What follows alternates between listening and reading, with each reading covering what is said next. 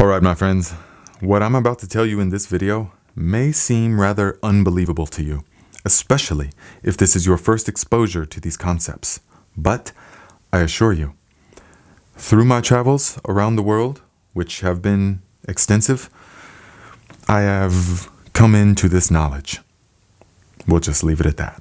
Okay? So, what in the hell is happening in the world right now? What is happening? To understand this, we have to first understand who is the council. Okay? What is the council? Now, to understand this, we have to go back. We have to go way back, okay? And to look at human history. And when we look at human history, it could be said that human history, is the history of enslavement, of the few trying to impose their will upon the many. We see this in all history books, okay?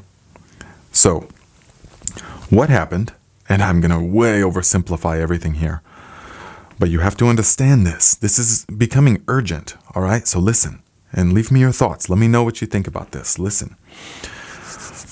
What happened was many, many years ago, in the dawn of recorded civilization, the few who wished to impose their will upon the many got together and said, hey, guys, we should form a club. We should form a club that will endure for as long as there's human civilization. And those of us that are in the club, and our children and their children and their children's children, those of us that are in the club can have as slaves all of the rest of humanity. How about that? And they all said, well, yeah, that sounds great. Okay? So they formed this club, and it has endured through all civilizations until the present moment. It's still here, just as active as it was then, 10,000 years ago. So listen, the people or the beings in this club have been there throughout the rise and fall of all civilizations in human history. All right. So they've been dictating the course of history in every way. So the things, for example, in Babylon, in ancient Sumer, in ancient Egypt, the council, this club, we're going to call them the council, okay? Because they can go by many names, but the council was there. It is the council that appointed all the kings of Persia. It is the council that appointed all the pharaohs of Egypt. It is the council that was there dictating all the actions of Rome, of ancient Rome. It was the council that appointed all of the emperors of Rome. All right? The council has always been there behind all seemingly separate actions in the world. Then we come to about the 1400s, and sailing technology has gotten to the point where intercontinental travel is possible and realistic and feasible. So what do? Then begins the age of the colonial powers, and that would be the Dutch, the Portuguese, the Spaniards, and later the British, who created the largest empire the world has ever seen. So large that it's said that the sun never set on the British Empire. Okay?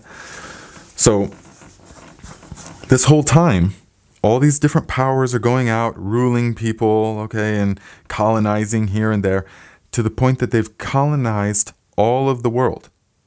North America, South America, all of the islands, everything's been colonized, all right? So, then we come to the point in history where the history books tell us that, okay, so it got to a point, and these colonial powers said, hey, all right, it's been good, but look, we're just going to give you guys your country back. We're going to quit raping you for natural resources and exploiting labor in your country. We're just going to stop all of that, and we're going to go back to our home countries, okay? We're going to give you back your country, okay? Now, how's that sound? So you've got your independence. Yay. That was for you to digest. That was That was the history books. That's how it was written, okay? But what actually happened was that when these colonial powers withdrew, they left behind their subsidiaries of control. They left behind their power structures of control and influence in the form of secret societies. There's a plethora of different secret societies and certain families, okay? And this is all the council. This is all what we call the council. And so when they withdrew from these countries, they actually just went from a overt level of control, method of control, saying, we are the colonizing powers, we rule your country, you will do as we say, we will take your resources, you essentially are our slaves. That was the overt way, but now they just went to the covert way of dictating every element of society through these subsidiary powers, secret societies, families, okay? So in all of these countries, they left behind the powers of the council. And you have to understand about the council that they do not have any allegiance to any country. They do not belong to any one particular country. They do not belong to any religion any particular race. They're beyond all of that. So when things are appearing random in the world, oh, this country is going to do that to that country, and this country is going to war. They invaded that country. Yeah, because the politicians are angry with each other, and so this politician might press the button, and oh no, that politician's going to press the button, and yada, yada, yada. That's all smoke and mirrors, my friends. That is it's like a reality TV show. Instead of the Real Housewives of New Jersey, it's the Real Politicians of World Power. Yeah? Or something like that. It's all a joke. Okay? It's all all of that stuff is theatrics fed to you so that you believe that it's all random and that it's not being controlled by one central council. But it is. Everything is coming from the top down. So everything that appears random, wars, trade embargoes or trade deals and all of this stuff behind closed doors, currencies rising and falling. Oh, there's so many different currencies. Yeah, but it's all being orchestrated by the one council that knows no boundaries. They don't care. They don't need money. They're beyond money. Okay, so it doesn't matter what currency or what country they're operating from. This is already a one world council. I hope that you understand this. So, the question is, what does the council want? Okay? Here we go. Now, this is going to be hard for some people to accept. All right? So, listen to this, then leave me your thoughts in the comments. Okay? What are your thoughts? This is what the council wants. They want what they've always wanted. A single authority that rules over and imposes its will upon the masses. A world of slaves, essentially. That is what they want. That is the end game. Okay? So, what do they have to do in order to accomplish this? Well, they have to completely dismantle the current structure of the world. The current order of the world has to go bye-bye so that they can then implement a new world order. Do you understand? The old way of economies based upon national currencies and fiat currency or any type of gold standard, just all-encompassing every aspect of society has to be demolished so that the new one can be implemented. Now, what does this really mean? Okay, well, the single authority wishes to have control over every aspect of your life, down to the finest detail of your life, will be dictated by the state, the authority, which is ultimately the council. How are they going to do this? By controlling every resource on the planet. What's left after we've squandered them for 200 years.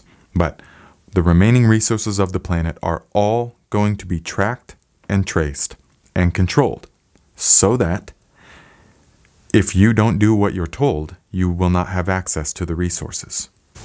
In this future that we are moving towards, borders will go bye-bye. Nationalities, nations are going to collapse.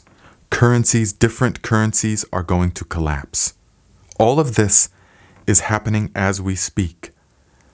Okay? There is going to be a one world authority that imposes its will on everyone else.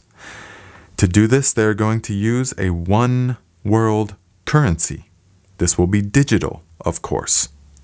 And you will purchase things not through exchanging of paper like we do now, or even swiping of cards. It is going to be all done electronically. And it's going to essentially, the one world currency that is coming, that will be soon implemented once they collapse all the other the other currencies, like the dollar, like we are seeing now, okay? We are living through the collapse of the dollar. But the same thing is happening with euro and other currencies. It will then be implemented the digital currency, which will not actually be a currency because it won't be backed by anything. It will be a digital credit system. You will have credits that can be turned on and off, that can be used for certain things so long as you stay in the favor of the state, so long as you do what you're told.